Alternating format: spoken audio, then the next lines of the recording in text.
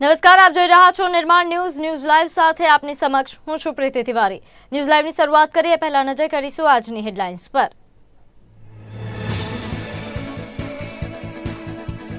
CAA મુદ્દે રાજનીતિ કરે છે વિપક્ષ। અમિત શાહનો દાવો, કાયદો અને ક્યારેય પરત નહીં લેવાય અને તે મુસ્લિમો વિરુદ્ધ નથી।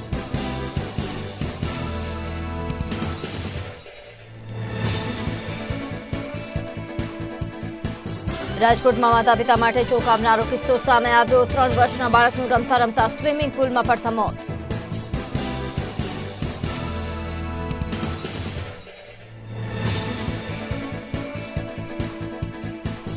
અમદાવાદના વસ્ત્રાલ વિસ્તારમાં હિટ એન્ડ રનની ઘટના। અજાણ્યો વાહન ચાલક મહિલાને અડફેટે લઈ ભાગ્યો। અકસ્માતમાં મહિલાનું મોત।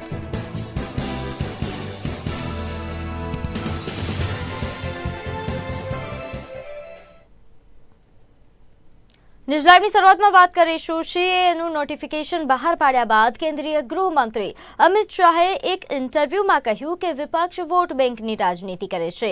અમે જે બોલીએ છીએ તે કરીએ છીએ। 2019ની લોકસભાની ચૂંટણીના અમારા ઢંઢેરામાં સીએએનો મુદ્દો સામેલ જ હતો। કોંગ્રેસ અને તમામ વિપક્ષ તુષ્ટિકરણની રાજનીતિ કરે છે, જ્યારે અમે દેશહિતમાં કોઈ રાજનીતિ કરતા નથી। गांधी जी हो या अरविंद केजरीवाल हो या ममता जी हो, ये झूठ की राजनीति कर रहे हैं। भारतीय जनता पार्टी ने 2019 में अपने घोषणा पत्र में कहा है कि हम सीएए लेकर आएंगे और पाकिस्तान, अफगानिस्तान और बांग्लादेश के जो शरणार्थी है उनको नागरिकता देंगे। सीएए का कानून अभी चर्चा पर है। 1, इसमें एनआरसी का कोई प्रोविजन नहीं है। 2, इसमें किसी की नागरिकता छीनने का कोई प्रोविजन नहीं है। 3, अगर विपक्ष को ये चाहिए कि उनसे चर्चा हो तो कोई भी कानून करने से पहले और बाद में संसद में चर्चा होती ही है। अब विपक्ष तुष्टीकरण की राजनीति कर कर, एपीसमेंट की पॉलिटिक्स कर कर वोट बैंक को कंसोलिडेट करना चाहता है। मैं उनको विनती करना चाहता हूं कि आप एक्सपोज हो चुके हो, ये मत करिए।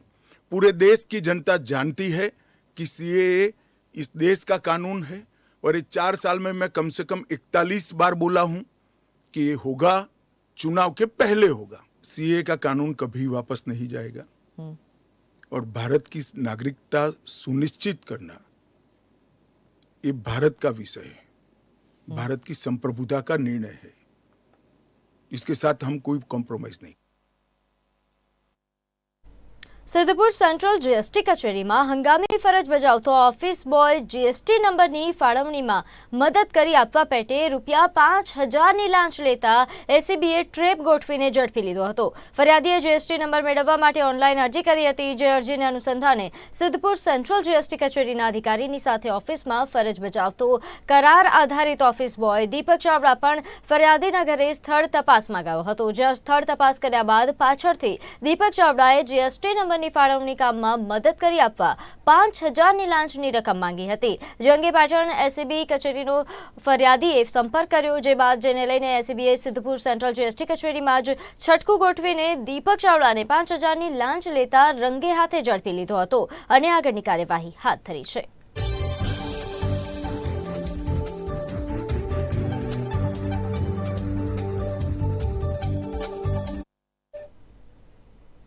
સુરતમાં કલેક્ટર કચેરી ખાતે આમ આદમી પાર્ટીનું વિરોધ પ્રદર્શન કરવામાં આવ્યું, જેમાં આમ આદમી પાર્ટીના કાર્યકરો દ્વારા શિક્ષણ સમિતિની 207માંથી 187 શાળાઓમાં ફાયર એનઓસી નથી તેમજ સુપ્રીમ કોર્ટની ગાઈડલાઇન્સનું ઉલ્લંઘન થઈ રહ્યું છેના આરોપો લગાવાયા। આ વિરોધ પ્રદર્શનમાં શાળામાં વાલીઓ જોઈ શકે તે રીતે ફાયર એનઓસી પ્રદર્શિત કરવાની માંગ કરાઈ, તેમજ ફાયર એનઓસી વગર કેવી રીતે શાળા ચાલે તે અંગેના પ્રશ્નો કરાયા।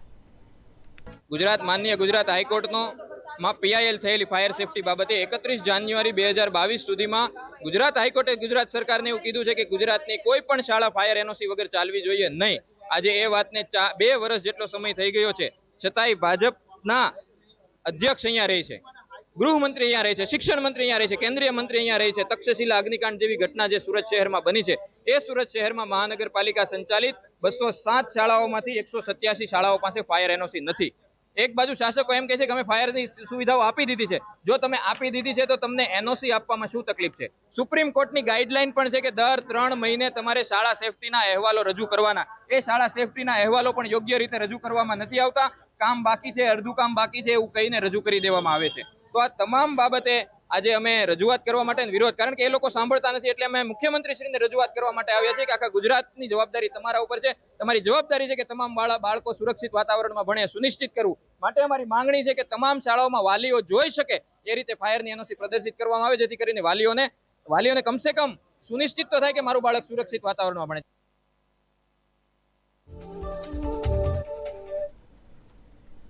ગઈકાલે સાબરકાંઠાના અરવલ્લી લોકસભા બેઠક પર ભાજપના ઉમેદવારના નામ જાહેર થયા, જેમાં લોકસભા બેઠક પર સાબરકાંઠા બેંકના વાઇસ ચેરમેન ભીખાજી ઠાકોરનું નામ જાહેર થતા કાર્યકરોમાં ભારે ઉત્સાહ અને હર્ષની લાગણી જોવા મળી.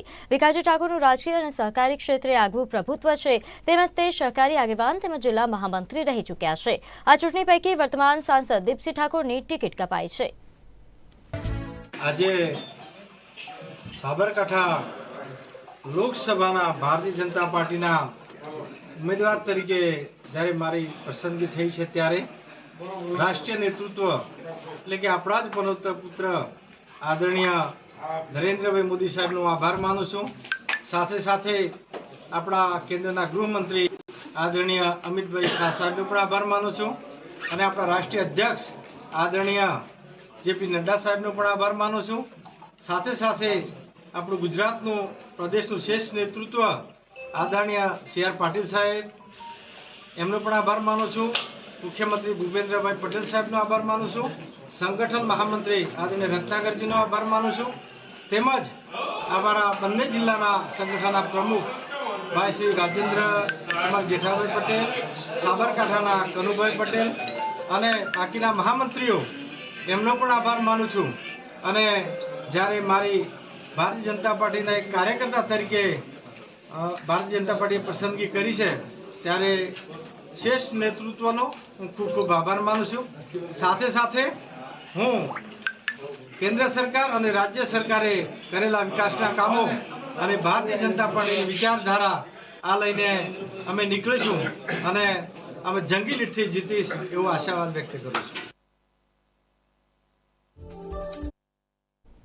વડોદરા જિલ્લામાં વડોદરા મુંબઈ એક્સપ્રેસ તથા વડોદરા દિલ્હી એક્સપ્રેસમાં તેમજ રેલવે ડેડિકેટેડ ફ્રેઇટ કોરિડોરમાં જમીન ગુમાવનાર ખેડૂતો વિરોધ પ્રદર્શન કર્યું હતું, જેમાં ખેડૂતોની માંગણી હતી કે તેઓને સુરત વલસાડના ખેડૂતોની જેમ વળતર આપવામાં આવે. ખેડૂતોએ કહ્યું કે સુનાવણી કર્યા વગર આ જે કેસ છે તે કાઢી નાખવામાં આવે છે, જેને પગલે ખેડૂતોએ વિરોધ નોંધાવ્યો. ખેડૂતોની રેલીને પોલીસ પરમિશન ન મળી હોવાથી પોલીસે ખેડૂતોની અટકાયત કરી હતી. આવેદન પત્ર એ બાબતે છે કે Vadodara Mumbai express way, railway dedicate freight corridor અને વડોદરા દિલ્હી એક્સપ્રેસ વેમાં જે ખેડૂતોની જમીન સંપાદન થયેલી છે, તેઓને સુરત, વલસાડ, નવસારીમાં સી આર પાટીલે, માજી મહેસૂલ મંત્રી કૌશિક પટેલે અને ભૂપેન્દ્ર ચુડાસમા અને ગણપત વસાવાએ જે નીતિ અનુસંધાનની અંદર સુરત, વલસાડ, નવસારીમાં 700, 900, 800 અને 1040 પ્રમાણે વળતર આપ્યું છે, એવું વળતર વડોદરા જિલ્લાના વડોદરા દિલ્હી એક્સપ્રેસવે, વડોદરા મુંબઈ એક્સપ્રેસવેમાં જમીન ગુમાવનાર ખેડૂતોને આપે અને રેલવે ડેડિકેટ ફ્રેટ કોરિડોરમાં આખા ગુજરાતના કેસો ભ્રષ્ટાચારના બહાના હેઠળ કેન્દ્ર અને રાજ્ય સરકારે એક રૂપિયો વળતર આપ્યા વગર કાઢી નાખ્યા છે. અને આનંદનો જે સુપ્રીમ કોર્ટ સુધીનો પુરાવો કન્ફર્મ થયેલો છે, તે પુરાવા મૂકવા છતાં પણ ખેડૂતોને વળતર નથી આપ્યું, તો એને પણ કોર્ટની અંદરથી રિમાન્ડ કરીને એ પ્રમાણે વળતર આપ્યા આણંદ જિલ્લાને જે આપ્યું છે તે પ્રમાણે. એ માટે આ આવેદનપત્ર આપી અને અમારી માગણી અને લાગણી કેન્દ્ર સરકાર સુધી પહોંચાડવા માંગીએ છીએ. અને વડોદરા જિલ્લાની અંદર વડોદરા દિલ્હી એક્સપ્રેસવેની અંદર તો એના આર્બિટ્રેટરે હદ કરી નાખી. એમણે 9% વ્યાજ પણ નથી આપ્યું. બીજા બધા આર્બિટ્રેટરો વડોદરા મુંબઈ એક્સપ્રેસવેમાં ઓર્ડર કર્યો. વડોદરા દિલ્હી એક્સપ્રેસવેની અંદર ખેડૂતોને ન્યાય વ્યાજ આપવાનો પણ એમણે હુકમ કરેલો નથી. છોટાઉદેપુર લોકસભા બેઠક પર જસુભાઈ રાઠવાને ભાજપે ટિકિટ આપી છે. જસુભાઈ રાઠવા વડાપ્રધાનની ગુડબુકમાં હતા. 2022માં વિધાનસભામાં ટિકિટ ભાજપ દ્વારા ન આપવામાં આવતા તે વખતે નારાજગી છવાઈ હતી. ત્યારે તેઓએ મોટા નેતાઓ દ્વારા મનાવી લેવામાં આવ્યા હતા. તેમણે છોટાઉદેપુર જિલ્લામાં અગાઉ જિલ્લા ભાજપ પ્રમુખ તરીકે જસુભાઈ રાઠવા જવાબદારી નિભાવી ચૂક્યા છે. જસુભાઈ રાઠવાએ 2019માં ભાજપમાંથી લોકસભાની ટિકિટ માંગી હતી, પરંતુ તે વખતે ટિકિટ નહોતી મળી. જોકે આ વખતે વડાપ્રધાનના માનીતા નેતા જસુભાઈ રાઠવાનું નામ જાહેર થતા છોટાઉદેપુર જિલ્લામાં ખુશી છવાઈ હતી. જ્યારે છોટાઉદેપુર લોકસભાના હાલના ચાલુ સંયોજક પણ હતા. હાલ તો નામ જાહેર થતાની સાથે જ ભાજપના કાર્યકરો અને હોદ્દેદારો કામે લાગી ગયા છે અને 5 લાખથી વધુની લીડનો દાવો કરી રહ્યા છે. બેઠક ઉપર જ્યારે ભાજપે ઉમેદવાર તરીકે જસુ રાઠવાને ટિકિટ જાહેર કરી છે. સાહેબ, આજે તમારે ઘણી ખુશીનો દિવસ છે. આપ કેટલા મતોથી જીતશો અને જે તમને ટિકિટ આપવામાં આવી છે ત્યારે તમે અત્યાર સુધી રાઠવા ત્રિપુટી સામે લડતા હતા, આજે રાઠવા ત્રિપુટી તમારી સાથે છે, ત્યારે જીતનો કેટલો વિશ્વાસ છે? સૌપ્રથમ તો ભારતીય જનતા પાર્ટીના શીર્ષ નેતૃત્વનો હું આભાર માનું છું. આ દેશના વડાપ્રધાન નરેન્દ્રભાઈ મોદી સાહેબ, દેશના ગૃહપ્રધાન આદરણીય અમિતભાઈ શાહ સાહેબ અને રાષ્ટ્રીય અધ્યક્ષ જેપી નડ્ડા સાહેબ, ગુજરાતના યશસ્વી અધ્યક્ષ CR પાટીલ સાહેબ, ગુજરાતના મુખ્યમંત્રી ભૂપેન્દ્રભાઈ પટેલ સાહેબ, રાષ્ટ્રીય પ્રદેશ સંગઠન મહામંત્રી શ્રી રત્નાકરજી, ભારતીય જનતા પાર્ટીનું શીર્ષ નેતૃત્વનો આભાર માનું છું. અને સાથે સાથે અદના કાર્યકર્તા તરીકે મારી ઉપર વિશ્વાસ મૂક્યો છે આ મોટી કામગીરીમાં. તેમાં અહીંયા તમામ વડીલો, અત્યારે તો પહેલાં અમારે ખૂબ સંઘર્ષ કરવું પડતું હતું, પણ અત્યારે તો મોહનસિંહ રાઠવા પણ અમારી સાથે છે, એમના દીકરા ધારાસભ્ય પણ અમારી સાથે છે, નારાયણભાઈ રાઠવા પૂર્વ રેલ રાજ્ય મંત્રી પણ અમારી સાથે છે, એમના દીકરા પણ અમારી સાથે છે, જયંતિભાઈ રાઠવા ધારાસભ્ય પણ સાથે છે, ગીતાબેન પણ સાથે છે, અને રામસિંહ દાદા પણ સાથે છે, અભયસિંહ તડવી પણ સાથે છે, અને ડભોઈના ધારાસભ્ય પણ અમારી સાથે છે, પાદરાના ધારાસભ્ય પણ સાથે છે, હાલોલના ધારાસભ્ય પણ સાથે છે, નાંદોદના ધારાસભ્ય પણ સાથે છે, અને બહોળા સંગઠનના કાર્યકર્તાઓ અમારી સાથે છે. એટલે અમે આ છોટાઉદેપુર લોકસભાને 5 લાખ મતો કરતાં વધારે મતોથી જીતીશું એવી અમારી રણનીતિ છે. તમે એક પાયાના કાર્યકરથી સ્ટાર્ટ થયા હતા. કયા વર્ષમાં કારકિર્દી રાજકારણમાં શરૂ કરી હતી અને કયા કયા પદ ઉપર તમે રહ્યા? હું 1995ની અંદર તાલુકા પંચાયત અને જિલ્લા પંચાયતની ચૂંટણીમાં પુલિંગ એજન્ટ તરીકે કામ કર્યું હતું. એના પછી ભારતીય જનતા પાર્ટીની અંદર મંડળના યુવા મોરચાના કોષાધ્યક્ષ તરીકે પણ હું કામ કર્યું. પછી પાર્ટીએ મારા પર વિશ્વાસ મૂકીને મંડળના મહામંત્રી તરીકેની જવાબદારી આપી, પ્રમુખ તરીકેની જવાબદારી આપી, અને પછી જિલ્લાના પ્રમુખ તરીકેની જવાબદારી આપી, અને અત્યારે મને પ્રદેશના જનજાતિ મોરચામાં ઉપાધ્યક્ષ તરીકેની જવાબદારી આપી. વહીવટની વાત કરીએ તો હું સરપંચ તરીકે 2001થી 15 સુધી સરપંચ વસેડી ગ્રામ પંચાયતનો રહ્યો, અને 15થી 20 સુધી તાલુકા પંચાયતનો સભ્ય રહ્યો, અને મને ગુરુ ગોવિંદ યુનિવર્સિટીમાં સિન્ડિકેટ સભ્ય તરીકે બનાવ્યા, અને આદિજાતિ નિગમમાં પણ મને ડિરેક્ટર તરીકેની પાર્ટીએ જવાબદારી આપી. આ વિવિધ જવાબદારીઓ મને આપવામાં આવી, અને અદના કાર્યકર્તા તરીકે હું પાર્ટીનું કામ કરતા રહ્યો. એનું પરિણામ આજે મને મળ્યું. એક સામાન્ય સરપંચની કારકિર્દી શરૂ કરનાર જસુ રાઠવા આજે લોકસભાની ચૂંટણી લડશે. ભાજપમાં કહેવામાં આવે છે કે પાયાના કાર્યકરને ઉપર સુધી લઈ જવામાં આવે છે. આ જે કહેવત છે તેને સાર્થક કરી છે અને જસુ રાઠવાને લોકસભાની સીટ માટે ઉમેદવાર તરીકે જાહેર કરાય છે.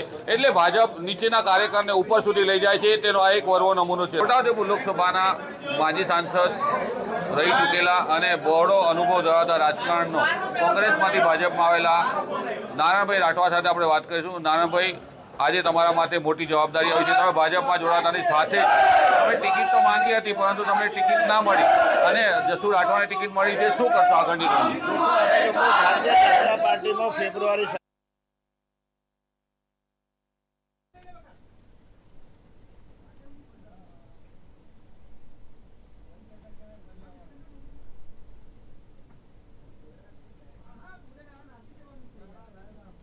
ન્યૂઝ લાઈવમાં આગળ વાત કરીશું મહત્વના સમાચારની, જે રાજકોટથી સામે આવી રહ્યા છે. રાજકોટમાં જે એક મોટું કૌભાંડ ખુલ્લું પડ્યું હતું ટૂંક સમય પહેલા ગોકુલનગર આવાસ યોજના ડ્રોમાં, તે ગેરરીતિના મામલે પ્રેસ કોન્ફરન્સ અમારી સામે આવેલ છે. ભારતીય જનતા પાર્ટી સ્પષ્ટ રીતે માને છે કેન્દ્ર સરકારમાં નરેન્દ્રભાઈનું નેતૃત્વ છે, પ્રમાણિક પારદર્શક વહીવટથી સમગ્ર દેશ ચાલે છે. ગુજરાત રાજ્યમાં પણ ભૂપેન્દ્રભાઈ પટેલની સરકાર લોકોના સર્વાંગી વિકાસ માટે અને ગરીબોના ઉત્થાન માટે કામ કરતી સરકાર છે. રાજકોટ મહાનગરપાલિકાનો ઇતિહાસ જોઈએ તો લગભગ 4.5 દાયકાથી 5 દાયકાથી વધુ સમયથી ભારતીય જનતા પાર્ટીનું સ્વચ્છ છે. આવા સમયે આવી ગેરરીતિ ચલાવી ન લેવાય એવું અમારા પ્રદેશ હાઈકમાન્ડ પણ ચોખ્ખું માને છે, સ્પષ્ટ માને છે. અને પ્રદેશ હાઈકમાન્ડની સૂચના પ્રમાણે આ બંને ભારતીય જનતા પાર્ટીના કોર્પોરેટરશ્રી ને ભારતીય જનતા પાર્ટીના પ્રાથમિક સભ્ય પદેથી અમે એમને સસ્પેન્ડ કરી છે. ભારતીય જનતા પાર્ટીના પ્રાથમિક સભ્ય પદેથી રદબાતલ કરી છે. 6 વર્ષ માટે એમની સામે પગલાં ભરવામાં આવે છે અને 6 વર્ષ માટે ભારતીય જનતા પાર્ટીના પ્રાથમિક સભ્ય પદેથી દૂર કરવામાં આવે છે. એ કોર્પોરેટર પદે ચાલુ રહેશે. ભારતીય જનતા પાર્ટીના સભ્ય પદેથી એમનું રાજીનામું લઈ લેવામાં આવ્યું છે.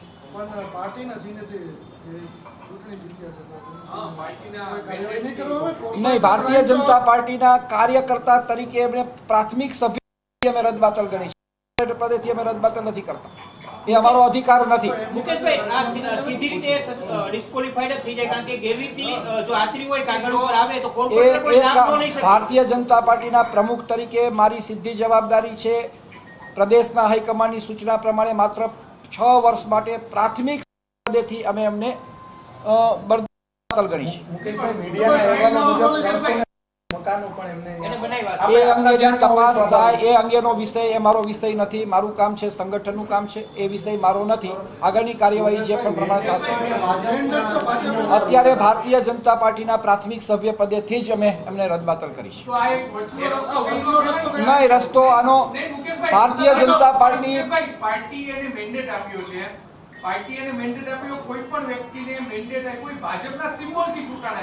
ભારતીય જનતા પાર્ટી સ્પષ્ટ સંદેશ આપવા માંગે છે કે ભારતીય જનતા પાર્ટીનો કાર્યકર્તા આવા કોઈ પણ પ્રકારના ગેરરીતિના કાર્ય કરે તો એને પાર્ટી સાખી ન લે, એ સ્પષ્ટ સંદેશો આપે છે.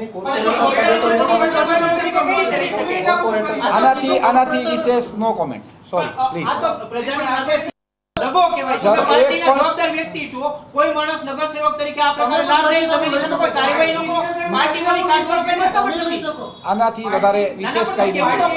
રાજકોટની 15 લાખની જનતા પૂછે છે નગર સેવક તરીકે એ ગેરલાયક કઈ રીતે તમે ચલાવશો? ગેરલાયક એટલે પાર્ટીમાં આવો કોઈ કાર્યકર્તા ન હોય એટલું કોર્પોરેટર સ્પષ્ટ. તરીકે ન હોય તો બીપીએમસી એક સીધી વાત છે મુકેશભાઈ. તમે એને બચાવવાની કોશિશ કરો છો. સંદેશ છે ને બચાવવાની કોશિશ કરો છો તમે. પાર્ટીએ એક પછી એક નિર્ણય લીધા છે. પાર્ટીએ સોકોઝ નોટિસ પણ આપી. સોકોઝ નોટિસ પછી 48 કલાકની અંદર પાર્ટીએ પોતાનો નિર્ણય પણ જાહેર કર્યો છે. ખુલાસોમાં એમને પોતાનો બચાવ કર્યો છે. એ બચાવ ગ્રાહ્ય રાખ્યો નથી. મુકેશભાઈ, કોઈ કોર્પોરેટર આવી રીતે ડાયરેક્ટ ડ્રો કરી શકે નહીં, કોઈ અધિકારીની સંડોવણી ખોલી છે? એ મારા માટે કેવું વધારે છે. તો શા માટે અધિકારી વિરુદ્ધ કોઈ કાર્યવાહી ન થઈ? કોઈ એ આગળની કાર્યવાહી સમયાંતરે જે થવાની થશે કોર્પોરેટર અને અધિકારીની ભલામણથી આ ડ્રો થયો તો એના માટે હું કાંઈ ન કહીશ. તપાસ કરાવશો? એના માટે હું અત્યારે કાંઈ ન કહીશ.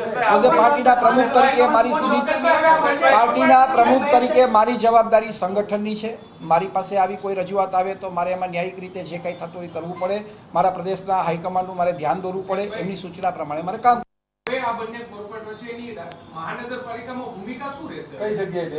આના માટે અત્યારે કાંઈ જ ન કહી શકું. એ અપક્ષ તરીકે સ્વાભાવિક રીતે અપક્ષ તરીકે જ રહે. એ અપક્ષ તરીકે જ રહે. એ કોઈ પાર્ટીના સિમ્બોલ નીચે બેસી શકશે નહીં. પાર્ટીના કોર્પોરેટર તરીકેની ઓળખ પણ આપી શકશે નહીં. મુકેશભાઈ, સંગઠનમાં તમે વાત કરો, સંગઠનમાં ભૂતકાળમાં નરેન્દ્રભાઈ સોલંકી અને સંજય ગવાનું રાજીનામું જ આવા કેસ થયા, એના અલગ કેસ હતા. રાજીનામું જ આપવાની આ પ્રમાણેની પહેલી વખત થયું છે કે આનાથી વધારે કોઈ કોમેન્ટ અત્યારના તબક્કે કરી શકીશ નહીં. મુકેશભાઈ, આપની પાર્ટીનું કોર્પોરેશનમાં સત્તા છે, આપની પાર્ટીના સિમ્બોલ ઉપરથી કોર્પોરેટર બન્યા છે. શું રાજીનામું લેવામાં આવશે કોર્પોરેટર પદેથી? સત્તા આપની જ પાર્ટીની છે.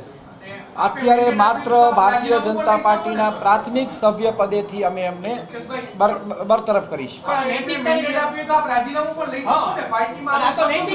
આનાથી વિશેષ કઈ મુકેશભાઈ, ફરીથી જો આવું કઈ આચરણ કરશે તો અત્યારે આનાથી પછી એ જવાબદારી વ્યક્તિગત બની જાય છે, પાર્ટીના સભ્ય નથી. મુકેશભાઈ, તમે કાર્યવાહી કરી બરોબર છે.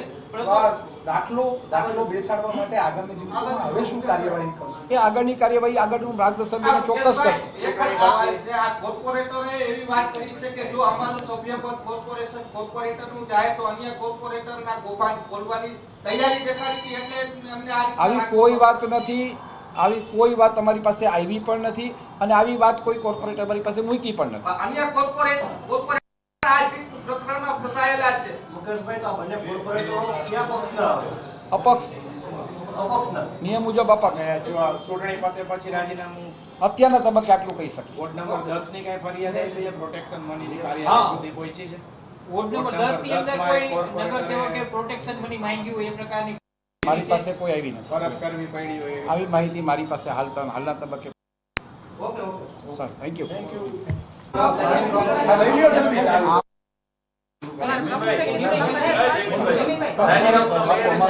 એક જ સેકન્ડમાં નિર્ણય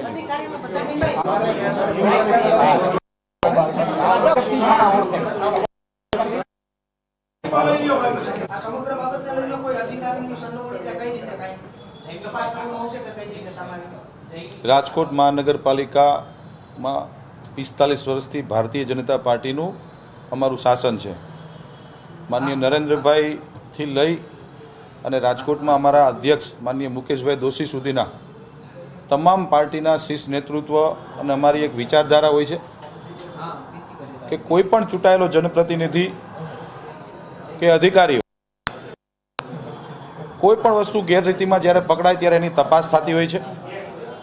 અત્યારે અમારા અધ્યક્ષશ્રીએ જે નિર્ણય લીધો, ભારતીય જનતા પાર્ટી નિર્ણય લીધો, એવી જ રીતે અધિકારીમાં પણ આ જે વસ્તુ થઈ છે, 4 વખત સર્વે થયો, સર્વેમાં શું શું વિષયો આવ્યા, ક્યાં ક્યાં અધિકારીઓ હતા, સાર્વજનિક સ્વરૂપમાં માન્ય મેયરશ્રીને અમે સૌ પદાધિકારીઓ આજ આપ સૌને અમે ખાતરી પણ આપી છીએ અને સ્ટેટમેન્ટ પણ હું આપું છું કે આની સંપૂર્ણપણેની તપાસ જે કોઈ પણ અધિકારીઓની સાબિત થશે, તપાસ થશે અને એમાં એ તપાસની અંદર જો એ ગેરરીતિ થશે તો એના ઉપર શિક્ષાત્મક પગલાં રાજકોટ મહાનગરપાલિકાના સ્ટેન્ડિંગ કમિટી ચેરમેન તરીકે હું કહું છું કે 100% એના ઉપર શિક્ષાત્મક પગલાં લેવામાં આવશે.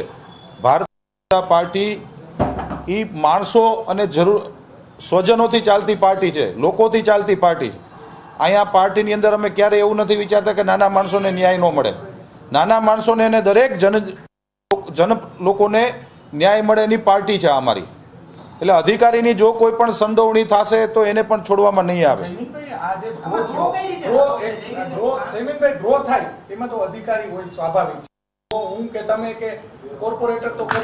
ડ્રો એ તો છેલ્લું પગથિયું છે, પણ જે સર્વે થયા છે, આ જે કાંઈ પણ પ્રકરણ બહાર આવ્યું એ સર્વેના આધારે આવ્યું છે, ડ્રોના આધારે નથી આવ્યું. ડ્રોમાં નામ નીકળ્યા છે પણ સર્વે થયો, એના પોતાના ડોક્યુમેન્ટ્સ એણે રિલીઝ કર્યા હતા. રિલીઝ કરતી વખતે એણે જે તે વ્યક્તિ જે લાભાર્થી છે એને અધિકારીને જ આપ્યા છે. ત્યાં કોઈ પદાધિકારી નહોતા. અધિકારી જે આવાસના હતા એની સંડોવણી જો ખુલશે તો એની ઉપર પણ અમે શિક્ષાત્મક પગલાં લેશું. જયમીનભાઈ, 350 મકાનના જે મીડિયાના અહેવાલો છે, જે સરકારી જગ્યા છે, અત્યાર સુધી કોઈને ખબર જ નહોતી. માનનીય નરેન્દ્રભાઈ મોદી સાહેબની જે કલ્પના છે ઝીરો સ્લમ, કોઈ પણ આવાસ યોજનાના દરેક આવાસ યોજનાના અલગ અલગ પ્રકારો હોય છે. ગોકુલનગર આવાસ યોજનાના 2 પ્રકારો હતા. એમાં એક ઝીરો સ્લમની જે યોજના છે કે ભાઈ સરકારી ખરાબાની અંદર કે એન્ક્રોચમેન્ટ કરેલા ગરીબ લોકો જે રહેતા હોય કે જેની પાસે એક રહેવા માટેનું ઘર નથી, એ લોકોને પોતાનું ઘર મળે એટલા માટે પ્રધાનમંત્રી શ્રી નરેન્દ્રભાઈ મોદી સાહેબની એક યોજના હતી કે એ લોકોને નિઃશુલ્ક ઘર આવાસો આપવા અને એ બાને સરકારી જગ્યા ખુલ્લી થાય છે અને એને આવાસ આપવા, એના માટેની આ ગોકુલનગરની આ યોજના હતી. આ યોજનાની અંદર જે લાભાર્થીને આપ્યા છે એની પાસેથી 1 પણ રૂપિયો લેવામાં નથી આવ્યો, 1 પૈસો એની પાસે નથી લેવામાં આવ્યો, બલકે રાજકોટ મહાનગરપાલિકાએ તો આ લોકોને આવાસો આપ્યા. જે કાંઈ પણ કૌભાંડો થયા છે એની તપાસ કરવામાં આવશે. 250 જે મકાનો કવાભાઈ બોલતર દ્વારા જે બનાવવામાં એ આજના વાત છે, એ કોઈને અત્યાર સુધી ખબર જ નહોતી. આ સરકારી જગ્યામાં આટલા બધા મકાન બની ગયા, એ પણ એક તપાસનો વિષય છે. આજના જ મીડિયાની અંદર, ન્યૂઝપેપરમાં અને ઇલેક્ટ્રોનિક અને પ્રિન્ટ મીડિયામાં અમે લોકોએ વાંચ્યું છે. એની પણ પૂર્ણ સ્વરૂપમાં તપાસ કરવામાં આવશે કે આ 350 છે, 250 છે કે 100 છે કે 500 છે. એક વખત અધિકારિક લેવલ આની તપાસ કરવામાં આવશે અને એમાં જે દોષી થશે એની ઉપર કાયદેસરની કાર્યવાહી કરવામાં આવશે. આપની કોર્પોરેશનની જે તપાસ કમિટી હતી એને તપાસ કર્યો અને એના આધારે પાર્ટી એક્શન લીધા છે. ગેરરીતિ સ્પષ્ટ રીતે સામે આવી છે. તો કોર્પોરેશન અથવા તો કોર્પોરેશનના કોઈ અધિકારી આ જે બંને જે વ્યક્તિઓ છે કોર્પોરેટરના પતિ, એની સામે એફઆઈઆર દાખલ કરાવશે એવો કોઈ ઇનિશિયેટિવ લેવાના છો તમે? દોષી હશે તો એફઆઈઆર જરૂરથી દાખલ કરશું. એક ઓલરેડી 2 એફઆઈઆર તો થઈ ગઈ છે ગેરકાયદેસર નળ જોડાણમાં, કરી જ છે એફઆઈઆર, નથી તેવું ને પરમ દિવસે રાત્રે જ એફઆઈઆર થઈ છે. અમારી બહુ ક્લિયર ગાઈડલાઈન છે ભારતીય જનતા પાર્ટીના સૌ શાસકોની કે જે કોઈ પણ દોષી હશે, માનનીય અધ્યક્ષશ્રીએ આજે નિર્ણય કર્યો તમારો, એવી જ રીતે જો અધિકારી દોષી ઠરશે તો એને પણ છોડવામાં નહીં આવે. અમારો સવાલ એ છે કે મીડિયા અહેવાલ વર્ષોથી આપ બધા તો કોર્પોરેશનમાં છો, તો આટલું મોટું 100% કરશે. 350 મકાન જે આજે ઇલેક્ટ્રોનિક અને પ્રિન્ટ મીડિયામાં જે વિષય આવ્યો છે, આજે સવારે આવ્યો છે, અમે જરૂરથી આની તપાસ કરશું. અને આમાં જે કોઈ પણ દોષી થશે, પહેલાં તો એનું હવે એન્ક્રોચમેન્ટ જે છે એ બધું દૂર જ થશે. જે એણે જે કંઈ એની ઉપર એફઆઈઆર થશે, કારણ કે જગ્યા છે એ મહાનગરપાલિકાની આરએમસીની જગ્યા છે, એમાં એન્ક્રોચમેન્ટ થયું છે, કૌભાંડ થયું છે, એનું પહેલાં તો એન્ક્રોચમેન્ટ દૂર કરવામાં આવશે. અને જે સંલગ્ન જે કોઈ પણ હશે, ચાહે પ્રાઇવેટ વ્યક્તિ હોય ચાહે અધિકારી હોય, સંપૂર્ણપણે પારદર્શકતા રીતે તપાસ કરીને એની ઉપર દંડ દેવામાં આવે. તો રાજકોટમાં ગોકુલનગર આવાસ યોજના ડ્રોન જે કૌભાંડનો મામલો હતો તેને લઈને પત્રકાર પરિષદ યોજાઈ, જેમાં રાજકોટ શહેર ભાજપ પ્રમુખ મુકેશ દોશી દ્વારા બંને કોર્પોરેટરને સસ્પેન્ડ કરાયાની માહિતી આપવામાં આવી. તો ચેરમેન દ્વારા માહિતી આપવામાં આવી છે કે પારદર્શક તપાસ થશે. હાલ ન્યૂઝ લાઈવમાં બસ આટલું જ. આપ જોતા રહો નિર્માણ ન્યૂઝ. નમસ્કાર.